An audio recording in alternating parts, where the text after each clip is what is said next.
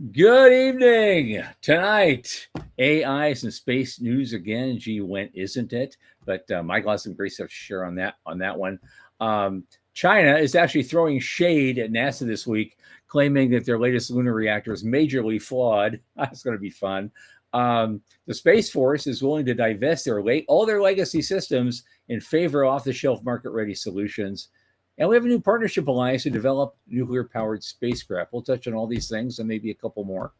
From the news desk at the Center for Space Commerce and Finance, my name is Thomas Andrew Olson, and this is The Unknown Quantity.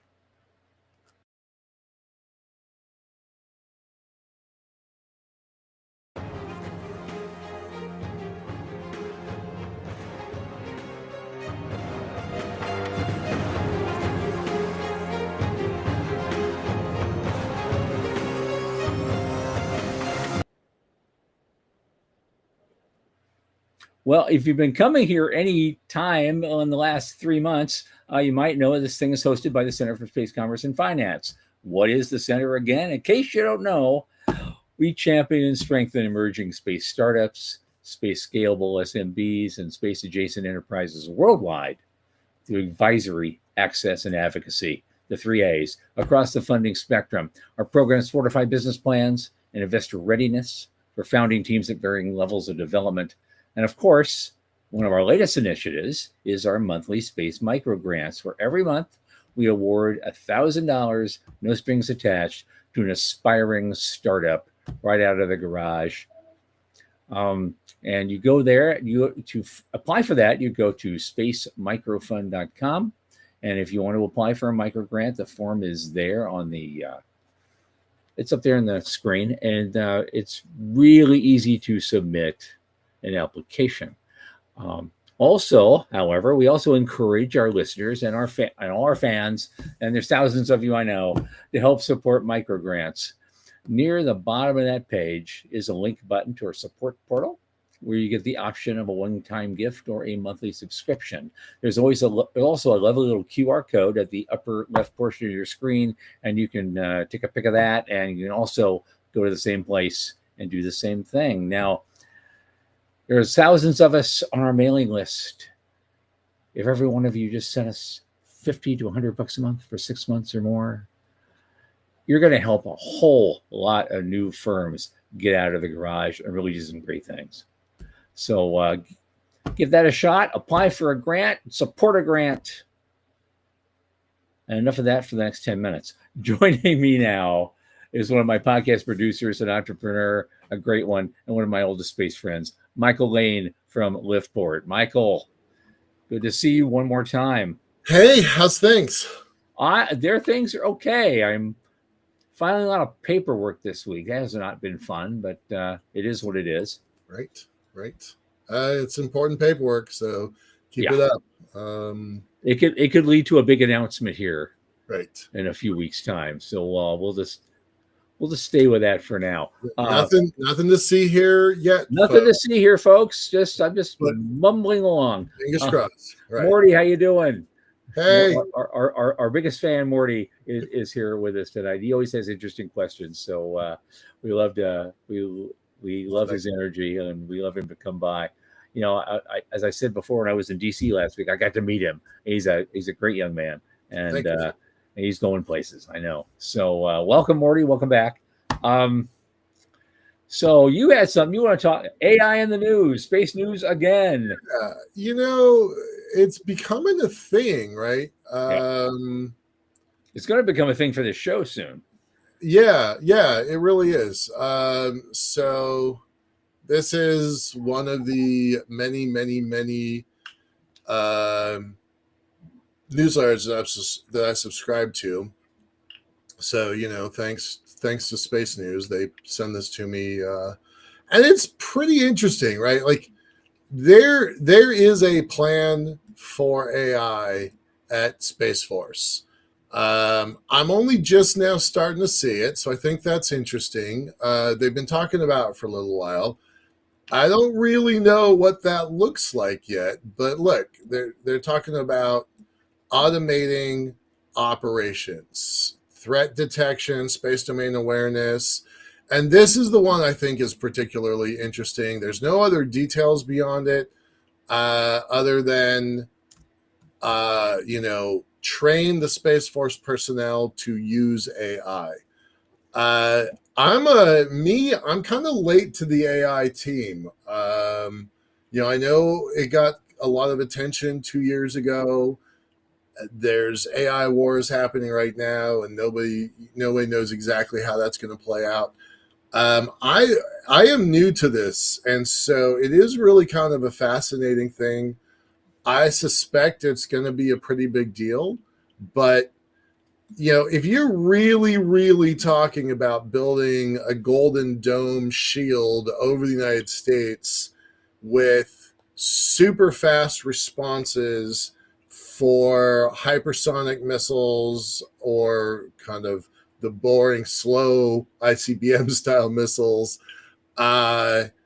you're gonna have to do some stuff that take humans out of the loop, which that got a lot of attention 25, 35 years ago when it was first tried. I wonder how that's going to play out. But there's more articles here. I'm going to just post some links there. But that's kind of what we're talking about today, is that there's some new kind of advanced technology stuff on the horizon. I think we should be paying attention to it. Well, so that's all I got. Yeah, well, here's the thing on that it's that I think AI today is shaping up, for at least from my perspective, to be the same as the internet was 30 some odd years ago. There's two reasons you get into it: greed or fear. And I'm seeing a little bit of both. Yep. Right now out in the market. So it's going to be interesting. I mean, I have to take the plunge myself on this stuff very soon, just because there's just too much going on, and I need that extra little AI Friday to help me wade through a lot of it and get out of the way, so I can stay at the 50,000 foot level and keep doing what I do best. The other thing, well, speaking of that, though, the Space Force led that one. So we have another one with the Space Force. Let's get that out of the way quick. Apparently, they announced yesterday or today that they are preparing to either divest all their legacy systems or give them away some of their strategic partners, or do something with them and replace them with, well, the original COTS, commercial off-the-shelf, market-ready solutions. And they're ready to go that way because they think they're at a position right now where the Secretary of Defense Hegseth told them, look, you got to cut 8%. And so, so this guy in particular in this article, he's trying, his departments he's in charge of, he's looking at all the developments that's going on and looking at, what can we cut from the standard development model and pivot to COTS model to get things done cheaper and maybe more efficiently. Right. So, yeah, they're doing things. I don't know because we still don't know what their budget really is or is going to be, but they're making interesting moves, which always at the end costs more money. So we're going to be watching their budget really, really carefully. Yeah, there's this 8% reduction is across the board, and they're not talking about cutting 8%. What they're talking about is taking the budget we have, north of roughly $900 billion, not an exaggeration, and saying, okay, 8% of $900 billion is a lot of damn money. And they're saying, look, where's the waste, fraud, and abuse? Where are the systems that we don't like all that much? Where are the systems that don't work all that well? Where are the systems that are not providing value to the boots on the ground folks that have to get in harm's way? And so it's not. How do we get away from $1,200 toilets? Right, exactly. Let's do that one. We've been looking at that for 45 years. Come on. Precisely. And if anybody is too young to know about $600 toilets, it's pretty easy to find. So go look at that. We're not making that up. Those are real world examples. So I think that's going to be interesting. It's definitely causing some drama at Space Force specifically, because as the youngest, it's only 5 years old, as the youngest service, they don't have a lot to reallocate and cut. They don't have 8% of a budget to shift out. In fact, their budget's probably not big enough to begin with. So I think that's going to be really interesting. My hope, and this is just hope, that you'll pull some nonsense out of Navy, Army, Air Force. Of course, there's no nonsense at the Marine Corps. And you pull out of the other three and you reassign it to Space Force. That's what I hope happens, but I don't know. So far, my wishes on Congress have not right. always. Well, my only wish is, well, if they really do start taking on more of a Coast Guard role as we start moving out into space and living there, they will finally do what they're supposed to do with the logo that they have and switch their ranks system to Navy ranks. Absolutely. Oh man, we can spend the entire show on that topic, so we're not going to do that. But we can spend their whole. Morty's asking a question about. Yeah, it's. I think that's a little bit in the right range. 29, 27 billion. So that's basically like NASA, 1/3 of 1%. Yeah, exactly right. Expenditure. Wow. Exactly right. Right. Yeah. That's actually a big jump. Space Force's original budget was only 8 billion, and then they were excited when they got to 12 billion, and now it's in the 24, 25, 27 billion range. But that's because they've taken on roles that were Air Force roles, National Reconnaissance Office roles, and things like that. So, and then if they absorb the Missile Defense Agency, they'll take on that budget as well. So, that's that reallocation. All right, what else you got? Before we move, there was this thing. I just wanted to hit on this one thing. So China was throwing shade at NASA today. I thought that was, oh God, now we're going to have a little cat fight. My nuclear reactor is better than your nuclear reactor. Right. And that's what's going on. Apparently, NASA just showed everybody their new lunar nuclear reactor design. And China, scientists in China says, no, ours is better. They have a major flaw, and here's why. And can you actually justify that? And how did you find out what that thing is made of and how it works? And why are you saying it has a major flaw? Where'd you get your information? Which is the key question there. Yeah. Right.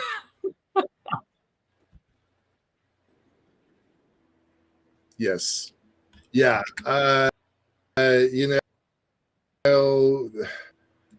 Reminds me a bit of the good old, the space race was real. And by my definitions, we're back to a space race. So, I'm not really surprised by this article. I don't really have a lot of commentary to add other than power in space equals power in space. Power meaning like firepower, energy, maneuver without regret. And so somebody is going to wind up with a nuke there's going to be a nuke on orbit, and there's going to be a nuke on the moon someday in the near future. And I think that's its own space race, because whoever gets there with excess power is going to be able to develop whatever they want. Yep. So that's the key. Well, I think one of our earliest guests, Greg Autry, wrote a whole book on this topic, Red Moon Rising, which talks about the real space race that's happening that nobody's talking about. And so this is just an example that that kind of stuff is going on in the background all the time. It's just one glaring example of it. Yeah, and it's going to keep going. It really is. And when you talk about our early guests, you're talking about Dr. Autry, right? Yep. Did you hear me? Yeah, I did. All right. speaking of nuclear power in space, this one kind of caught me a little bit off guard because I don't know who they are. These folks, let me post the link here. Just a moment.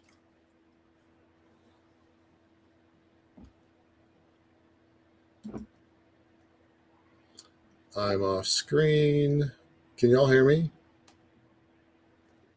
I can hear you, yeah. Well, that's awkward. And that's the next link coming up. Absolutely. I wanted to just mention that real quick, just for giggles.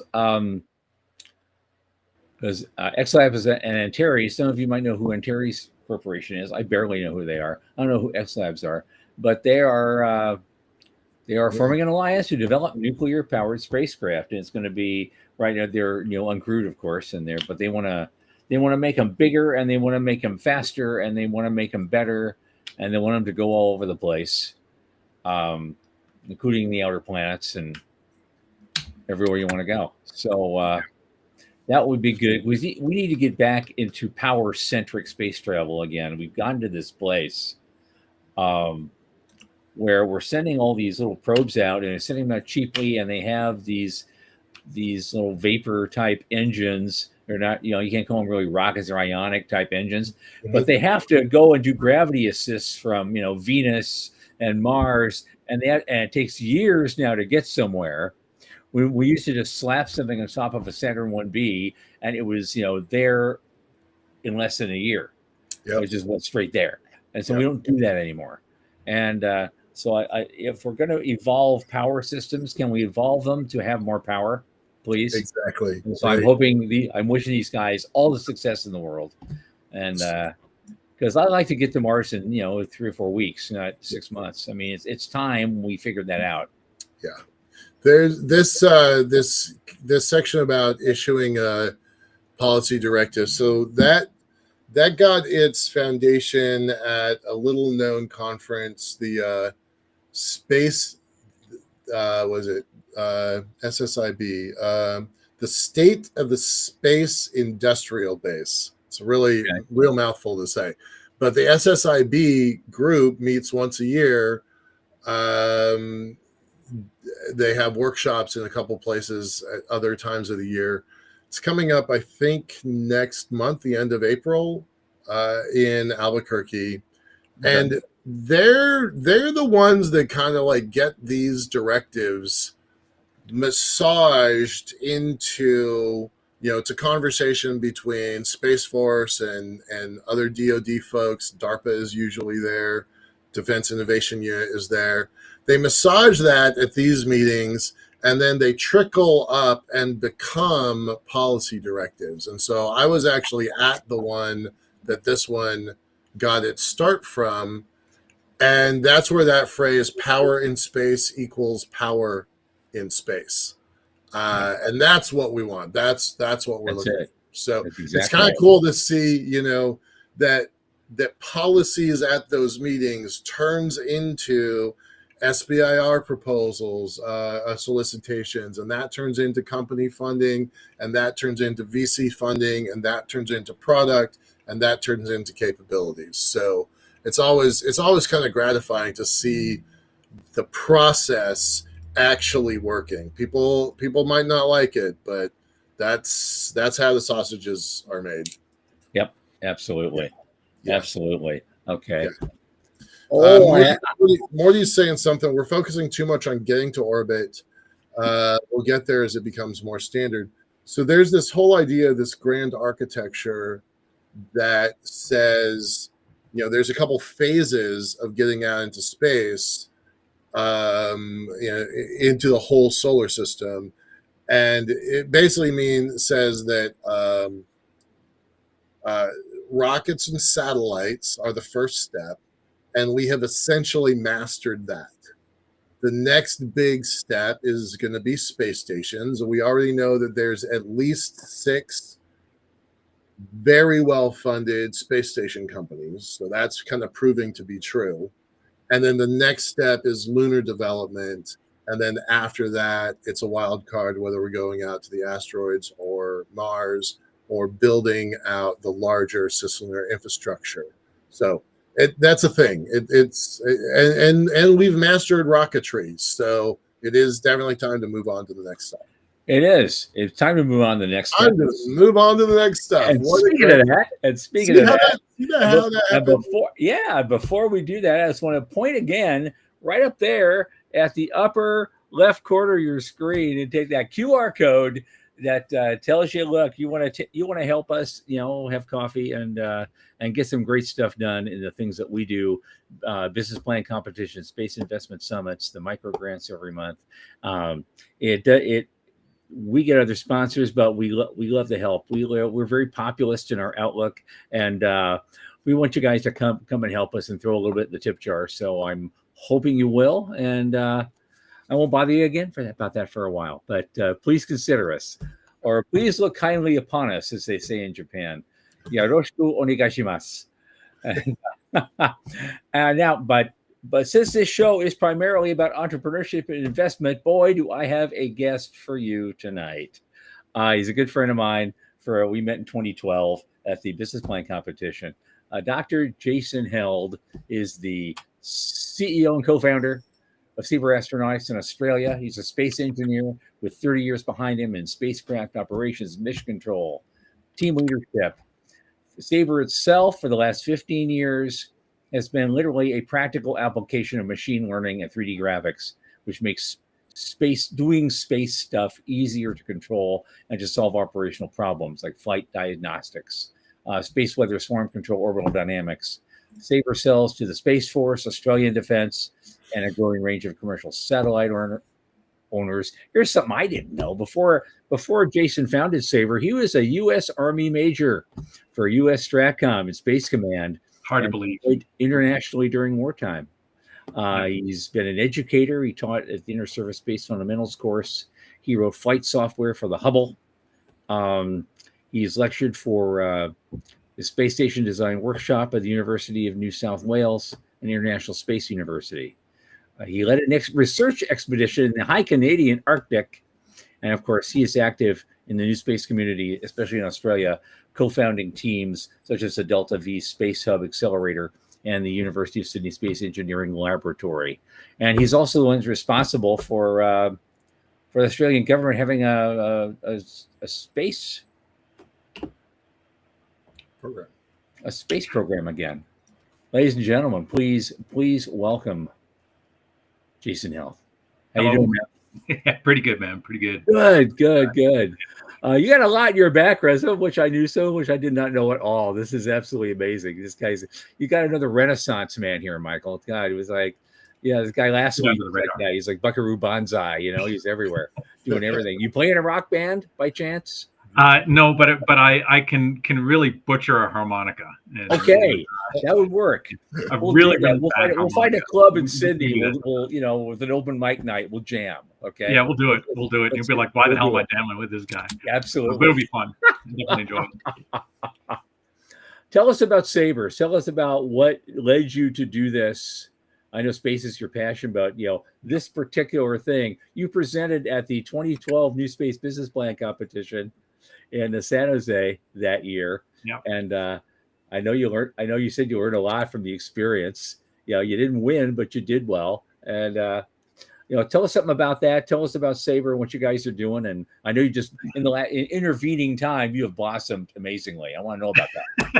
Well, overnight success. It only took me 17 years. It's all of us. It's a short end of a long story. And you've already kind of you promoted my CV to the crowd, but I was in the Army. I did 2 stints in the Army. First, I was in the field artillery, and then I was in Space Command on the Army side. And just after September 11th, got deployed to hot, sandy places, and when I got back, so I was a Colorado Guardsman as well. So I had the best of both worlds. I had the military training and military operational experience, and on the civilian side, I was an engineer working on Hubble and ISS in different forms as a younger engineer, and I'd always wanted to kind of solve some of these problems in space, and always talked about starting a space company.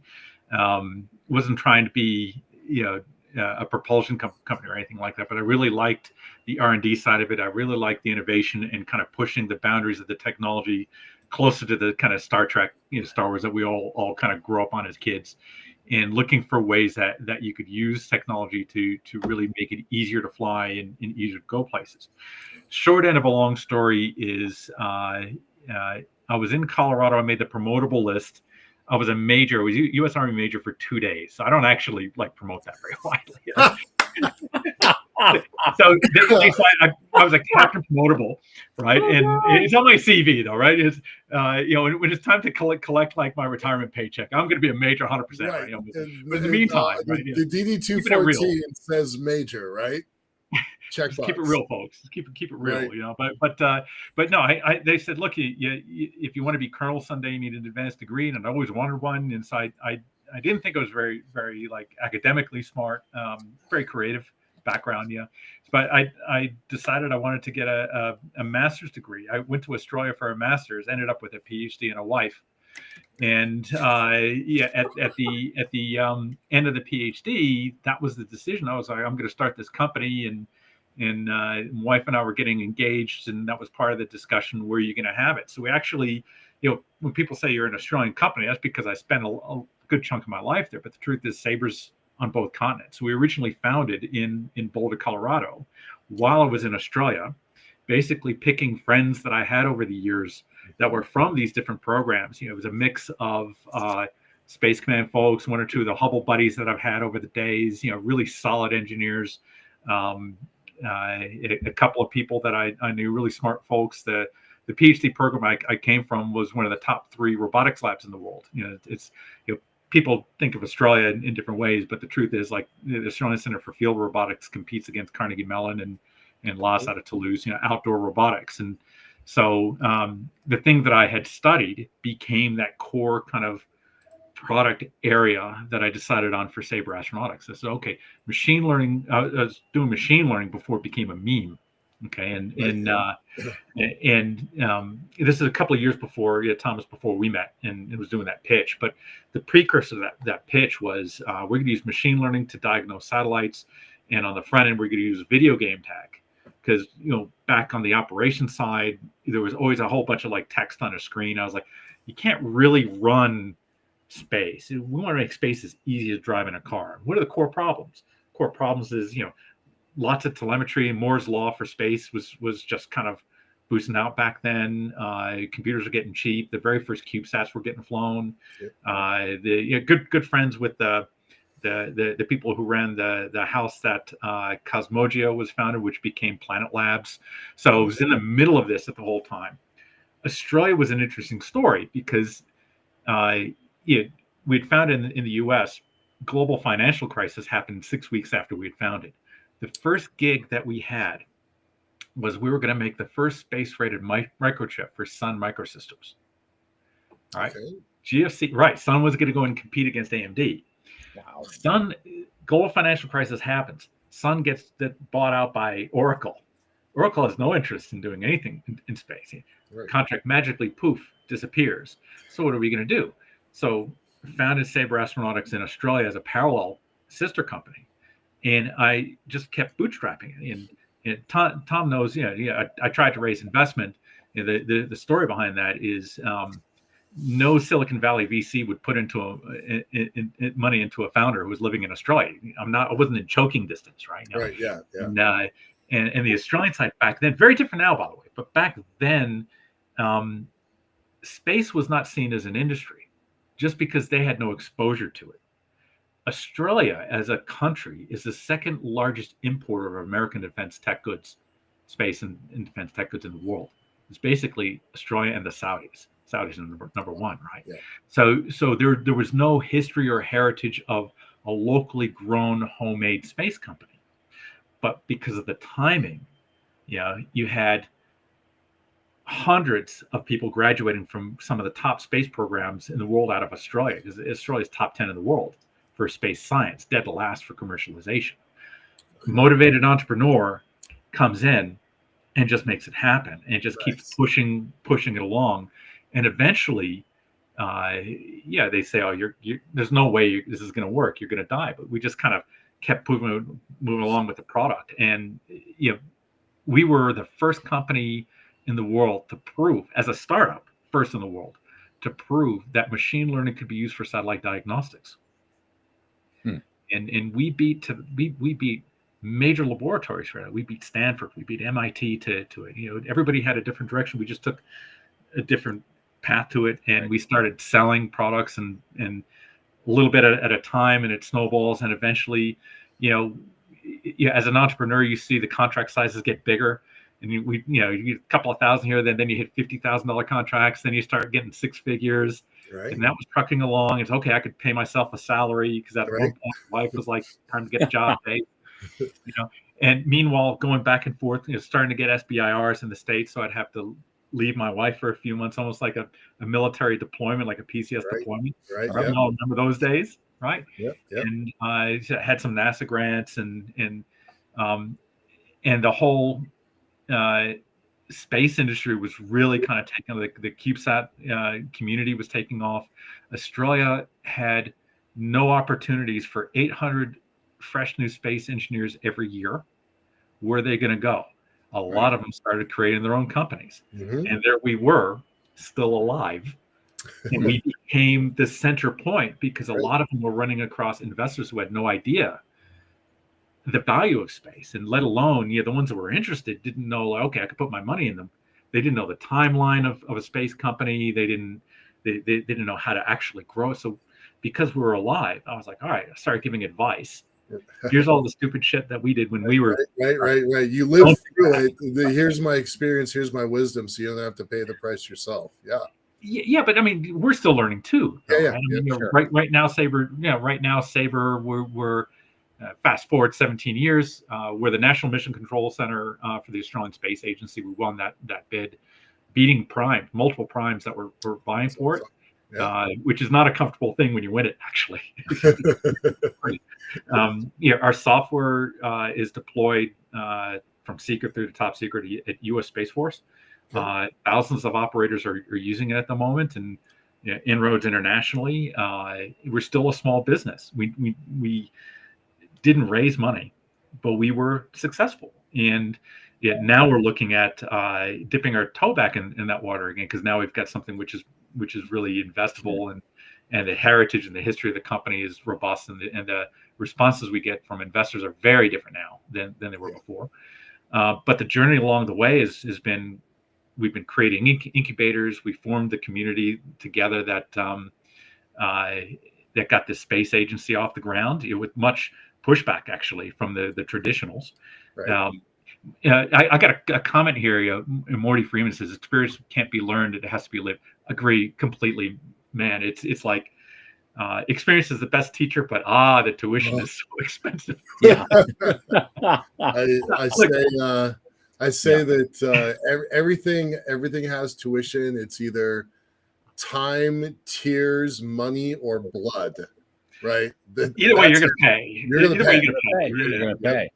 But look, I'll pause there. Like it's going really well. The problems we're solving now, we still do a lot of machine learning as part of our tech.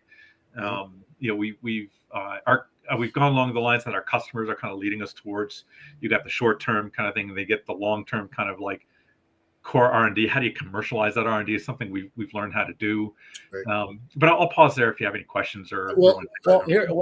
Here's go ahead, Tom. Yeah, I just wanted, because last time I saw you, you basically said, yeah, it's my fault that Australia has a space agency again. I mean, me and some friends. I was interested in why you said it that way, and what was your journey to get there? Well, they have an industry association. They've got groups of people that kind of banded together, like-minded individuals. The ecosystem back in the middle of that kind of CubeSat growth, like 2012, 2014, was really kind of like when CubeSats were really kind of pushing. You had this kind of disconnect because you had this up and coming group of entrepreneurs, and then you had the old guard, and the old guard were very heavily lobbying against the space agency for many, many years, to the point where they were creating policy that the government was picking up. And the policy literally described what you did not do. So we do not do rockets. We do not do satellites. We'll do downstream services. So I looked at it strategically, and it was a nation that was checkmated from building their own future, for lack of a better word. Right. Yeah. So I got a bit lucky, Thomas. That's a short answer. I was renting from an individual who became one of our company advisors. He was at the time a very well-known entrepreneur, sold his business for about $900 million on the New York Stock Exchange. Extremely successful, very well connected. He'd been watching our company for a while as his tenant, and eventually as a friend. And he started asking questions, and he started bringing us in as we got more successful. He was okay. He says to me, "You're not going to die. You're clearly persisting. I need come in and start talking to me and some other people, talking about the future of the nation." Because at the time, the mining industry was having a bump in the road. And Australia's mining and agriculture and in IT. Those are the three major kind of in agriculture, wine, things like that. And they were trying to decide on what to do next. So he invited me into a room of well-connected industrialists. And every once in a while, a member of parliament would show up as part of I call it a think tank. They don't like that term because it's not really what they do. But a well-connected member of parliament shows up, and he asked me to present Saber and pitch my idea to him. Wow. And wow. At the time, the gentleman, I'm not going to mention his name, obviously, but he came in and we started talking, and I could tell right away he had no background. He didn't know anything about what was happening in space. And when you don't know what's happening, you watch. You know what NASA is. Big spacecraft. $billion programs, and that scares the shit out of a member of parliament. Pardon my. Yeah, no, it's all right. It's fine. But so I said, okay, well, wait a second, hang on. There's something that's changing. And so I went through CubeSats, toaster size, widget size, and the impact there. And I talked the story about Cosmoja and Planet Lab as the example. And then I listed all the different things that are that the nation was relying on. And it lit something. And he called his friends. And of course, his friends were all members of parliament. Right. And next thing you knew, I was asked to chair a task force. Through this partner that I had, to design a space agency. And the first question that they had, we want to understand the business case. So I laid out a business case for a national space agency, and they came back and said, "Okay, you've convinced us this is interesting. How do you design a space agency with no money? Give me that." So I had to go back and come up with, okay, got a nation which has got a lot of money, but is still quite nervous about it, has getting a lot of pushback from the primes. None of the primes were for this. They argued very heavily against it. Right. It's a question of whose lobbyist is more interesting. I called a couple of friends who had a better accent than mine, because you might tell a slight Australian accent, but for them, I might as well be from Baltimore. Right, yeah. So we had a core group of people that we trusted that weren't part of that kind of anti-competitive lobby group, and we just built it up until we had maybe 20 people, and between them laying the groundwork and the politicians, once the government decided that, okay, the case is made, and I gave them the extreme case, $0 space agency, here's how you do it. The extreme case. I want to know what that looks like. I'm curious, but keep going. Public-private partnership. Yeah. Okay. That's what it looks like. Public is, okay, you need these products. It's part of your national infrastructure. You're spending $4 billion a year already. Guess what? I tracked the number of startups, because when we first started, it was 15, then it was 30. Next year it was 60. By the time they were ready to make the decision, we were getting 30 new space startups in Australia every year. Wow. It was the fastest growing new space ecosystem outside of Silicon Valley. Okay. And it was growing faster than Tel Aviv, faster than London. It was really exciting. And it was a no-brainer. And then the government put the money down in the budget, and the Treasury was the hardest group to convince. Luckily, I didn't have to be the one to do that. Okay. members of parliament who liked it, convincing members of parliament who were unsure. And then they decided, and then they formed a group to formalize how, because my argument was like why and what. Now that they said how's it gonna happen, and I was lucky enough to be invited on that. Those were people who included a mix of the traditionalists, some of the naysayers. But by the time, the interesting thing, Michael, and I knew was going to happen at this point, when the naysayers pivoted, because they fought so hard against it, so hard, but it hit a tipping point where they knew they lost, and they pivoted right away and said, "We got to have a space agency now." I knew it. I knew it all the time. I knew it all the time. I remember the announcement. I was at IAC in Adelaide that year, 2017. Yeah, that was. The crowd went wild. Yeah, that was the minister. So the minister for innovation was supposed to give that talk, but there were for various reasons he couldn't make it. He had actually, and it was a shame because he had done a lot of work on the behalf of this project, but he brought in another minister that was able to take his place. He had no idea how popular this thing was.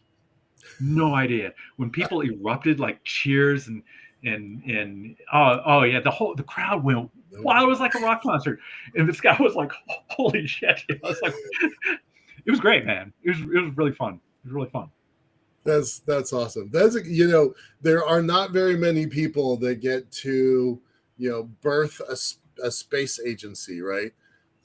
There's only about 70 in the whole world, and probably 40 of them have been built in the last 10 years. So it's happening all over the place. But I've never talked to somebody who was actually part of making it happen. So congrats to you. That's a pretty major honor. Good for you. Good for Australia. Oh yeah. I mean, I gotta stress again. I mean, it wasn't just me, right? I mean, it was me. Yeah, of course. Yeah. And there's a fair amount of serendipity. Like if I had rented from a completely different place, we wouldn't have had a space age. I actually like when people ask me about it, I'm like, it's all my wife's fault. I just blame the wife, So but she convinced me to stay in Australia. I was like, come on, let's move to Colorado and mountains, fresh air. So no, you can travel. You can travel. Let's stay here. We've got beaches. Yeah, that's the story. It is. I look back on it, and it was really exciting. Really exciting. Well, so how does that move you into running, fish tanks and wolf packs? And I don't know what that's part of the story means. Okay, so around that time, I was helping these startups serendipitously, just as a friend, because I knew some of them through university or other programs. Saber did this thing. This is going to be a little bit left field, so bear with me. Stick with it. We did a bit of guerrilla marketing when we first founded. I think this is 2010. We're like, what are we going to do in Australia? There's no money for a startup in Australia at the time. And I was like, let's do a project that's a lot of fun and could make some money. We could build other things. So we partnered with a brewery to make the first beer you could drink in space. And politically, it was safer at the time to have a Russian name. We called it Vostok Space Beer, And, I know that this was a gimmick. I remember that. I didn't realize that was you. That was me. It was real though. It was real. We made the beer. The beer can survive microgravity. In the body, we did all this research on the effect of beer on the human body and microgravity because it kind of mirrored off of like alcohol and it was the #1 most clicked video in Australia for 3 days in a row. We beat out David Letterman. And like video of like one of the Astronauts for Hire kids, if you remember that. Yeah. That's like Saber became the destination for interns across the country. There was no other space company to go to, and we did Space Beer, this kind of fun, eccentric, eclectic thing. And they would come in, and we'd be giving them hardcore machine learning for space, like real work, not just serving coffee, but real work. Right. Some of them were leaving Saber, starting their own startups. That's awesome. So you're asking, so what happened is doing it for free for a while. And then as Saber grew, roughly after the agency was founded, like 2016, 2017, we started to really grow as a business. we formalized a program called the Wolfpack Space Hub, with the idea that companies that are smaller join forces. Because companies that come out of Silicon Valley, the mindset is you're going to compete. You're competing for investment. You compete hard. We took a very opposite approach. We said, because you're going to collaborate, aggressively collaborate on and go for proposals together. And we ended up raising $250,000 from the federal government for like an entrepreneurs program. That's what funded it, and generated about $3.5 million in contracts for these startups. It's that was a lot more work than I thought it would be. Because as a bootstrap company, you're also talking to companies that need investment. It's you can't bootstrap in with every business, as part of that story, and this was initially a Saber thing. We were going to science conferences. Australia has a really good space science conference that happens once a year. Is focused on space, but when all these companies were founding, the startups were submitting their pitch decks to the science conference, and so the head of the science conference called me up. He said, "Jason, I don't know what to do with these guys. What do I do?" And I said, "Well, make it a track and give it to me." In the first year, it was just present your material. I gave some basic due diligence, because some people came out and would show up with like really, I mean, you've seen it, you've all seen it. You got real entrepreneurs, and you got some people who are just dreaming on acetate, right? Yeah. And 2 shows on that. And so it became a thing every year. In the second year, I started calling it Goldfish Tank, like Shark Tank, but nicer. Tank, Goldfish, yeah. Because the startups had no idea how to put together a business plan or a pitch deck. I modeled it in part off of 2 programs. One program that was run by Thomas, right? That was the Space Business Plan competition, which for me was quite transformative on how to pitch a space company, right? And another one in Australia called Tech 23, which is it's not space specific; it's a generic tech conference, but it was really well run. I just merged the best thing I like from both parts. And companies last year we had more investors apply to be in the audience than we had startups. There's a lot of opportunity there for space artists. It's a good event. We do it every year. It takes a bit of work, but we enjoy it. That the business plan competitions that we've been running for a long time, we've gifted, people have earned, I don't want to say gifted, people have earned $400,000 worth of prizes over the last almost 15 years. And we know that it has impacted a lot of people. And it's always funny to me, most of our winners at our events don't necessarily go on to build something big, but I can think of 3 very large companies that have been very successful that got some of their start through the Center for Space Commerce and Finance's business plan competition. So one in particular I'm thinking of is an Australian company called Esper Satellite Imagery. Right. Did they get 30 mil recently or something? They just got their Series A. Was their seed or their Series A? Did they just win? They just won an investment. I think it was. I think it was their Series A. Yeah. I know. Yeah, they're young and hardworking. They are. They'll do something. I just have trouble pronouncing his name. Shoaib Iqbal is the guy who runs it. Shoaib. Okay, see what I mean? I hope I see him down there this year. It would be nice to have a reunion of sorts. I'll give you his number. Give me some. I mean, you've talked about the accelerator a little bit. You talked about the fish tank a little bit. How about, I know you've been around, you've talked to everybody, you know all these people, the general investor community in general in Australia, and how that all kind of fits in, and how they look at things and what they're capable of. And so Australian investment is they've got a couple of pretty decent investors, or I would say experienced investors that have worked with space companies. Australia, you could see it as a bit of an inverted pyramid in the sense that there's not a lot of, like compared to Silicon Valley, right? There's not a lot of seed investors. The higher up the more amount of money that you're trying to raise, the more people you're going to run into. And Sydney's a finance city. A lot of money flows through Sydney. And a lot of the investors there will have experience in mining, because Australia, again, mining and agriculture are quite big. So, we've seen. I can name a couple of them. CSIRO is like the National Research Lab. They got a program called OnConnect. Main Sequence Ventures supports them. So that's very, very focused on companies that are associated with that National Research Laboratory. And CSIRO is huge. It's kind of like the Australian version of NASA, if you want, or broader. It's got everything from biotech to into mechanical. You got Blackbird Ventures has put a lot of money into Australian space companies, so they're quite well known.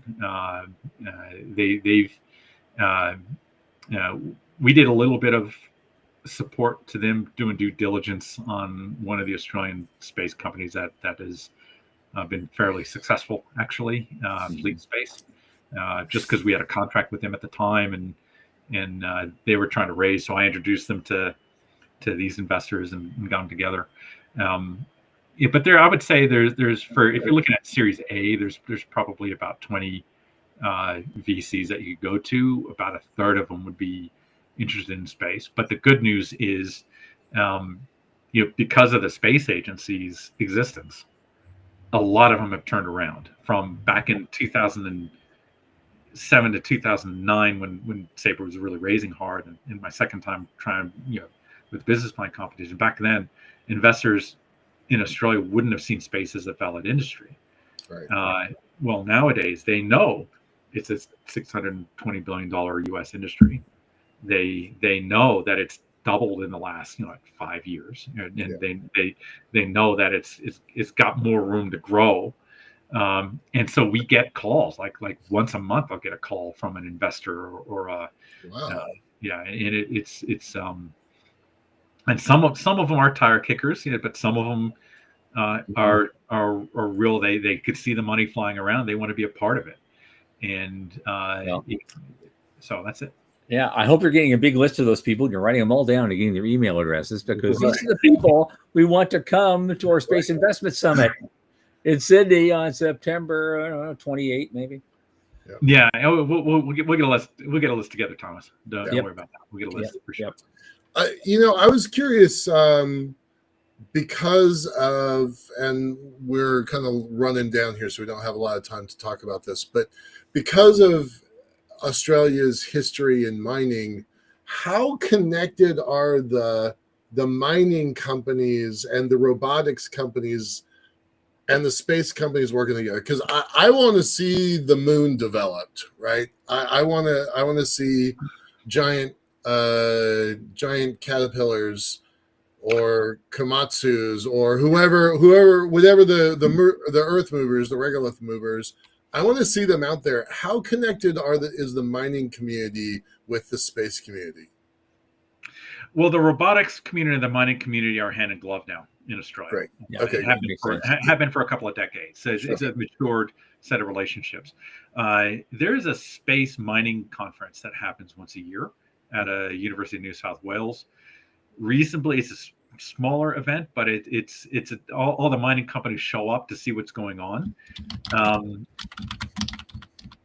It hasn't hit that kind of critical point where people are ready to put a lot of money down.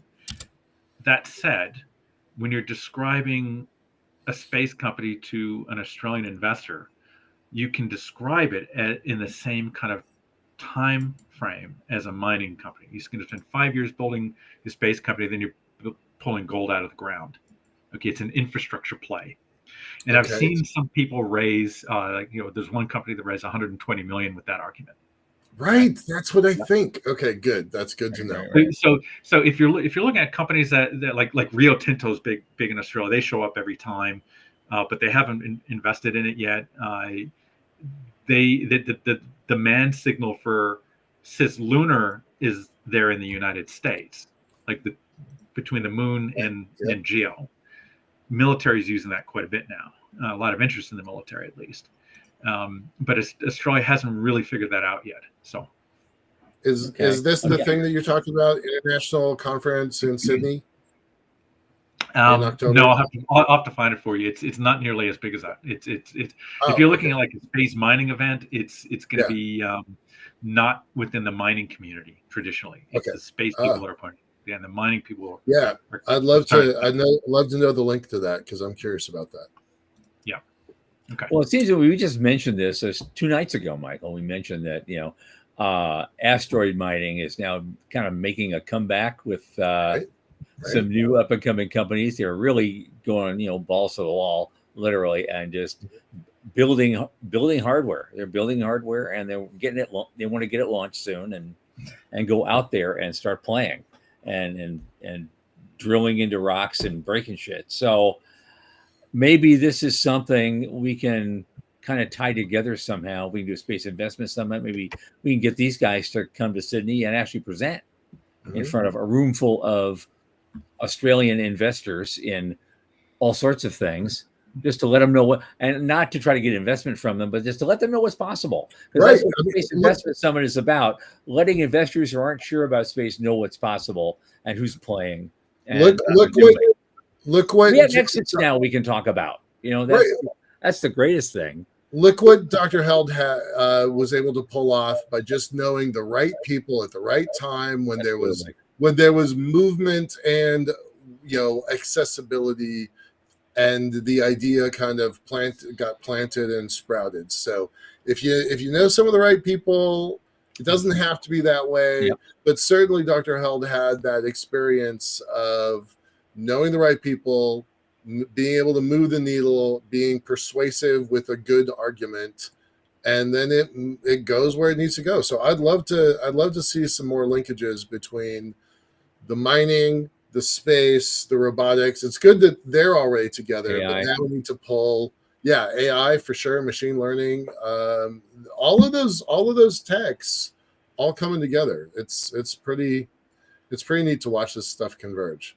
It's amazing days we're in now, and more to come, and it's all lucky to be here breathing and getting to watch this and even participate in it as well as we can. And it's just it's a great time, and I'm anticipating a really great time in Australia later this year. We're going to do some interesting stuff. Jason and I've been starting to work together on this, and as the time comes, we're just going to get tighter and tighter, and blow everybody away and have a wonderful, wonderful time and have some fun. Dr. Jason Held, my good friend, it's so great to have you here. I'm glad I could get you on this show and have you involved. You had a lot of wonderful things to say about, pretty much everything. He's another one of those Renaissance men. It's like, I love guys like this. Do everything just good enough. Sometimes that's all it takes. Yeah. All right, folks. Thanks for having me on your program. Really appreciate it. And absolutely, it's great to meet you. It's our consummate pleasure. Thank you so much, Jason. We'll talk again soon. Bye. All righty, and of course, as we're winding it up, I want to again one last time point to our donation QR code at the upper left corner of your screen, and throw something in the tip jar and help us out. And that would be insanely great. Next week on Tuesday, our guest is going to be Gabriel Rothblatt. Now, he's the scion of the Rothblatt family, and they have lots and lots of money, and they are putting it into helping build space companies. And in particular, they have something called the Rothblatt Business Plan Competition, which is now a fixture. They're in their 5th year at the International Space Development Conference right here in beautiful Orlando, Florida, June 19 through 23. And he's going to come on to tell us all about it and and a lot of other things from his life. It's going to be a great show. So be there next Tuesday, 8 p.m. Eastern. And on that, from the news desk at the Center for Space Commerce and Finance, this is Thomas Andrew Olson. Keep watching the skies.